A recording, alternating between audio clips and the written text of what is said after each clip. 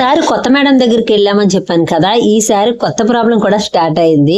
ఈవిడ చాలా స్పెషలిస్ట్ అని చెప్పి ఈవిడ దగ్గరికి వెళ్ళాము. ఈవిడ ఇచ్చిన మెడిసిన్ స్టార్ట్ చేశానో లేదో, మరి ఆ మెడిసిన్ ఎఫెక్టో తెలియదు, ప్రీవియస్ గా నేను వాడిన మెడిసిన్ ఎఫెక్టో తెలియదు, కానీ నాకైతే సడన్ గా కాళ్ళు చేతులు పనిచేయడం మానేసి లిటరలీ ఎంత పెయిన్స్ వచ్చేవంటే లెగ్ అంతా వాసిపోయి అసలు లేచిన తర్వాత కింద కాలు పెట్టలేనంతలా కాలు ప్రాబ్లము.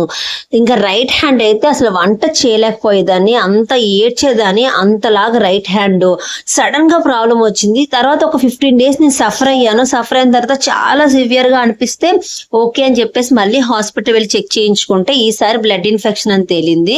టెస్ట్లన్నీ చేశాక బ్లడ్ లో ఇన్ఫెక్షన్ వచ్చేసింది. సో దీనికి ఒక 6 months అయితే మెడిసిన్ వాడాలి, చాలా ఎక్కువ ఉంది బ్లడ్ లో ఇన్ఫెక్షన్ అని చెప్పారు.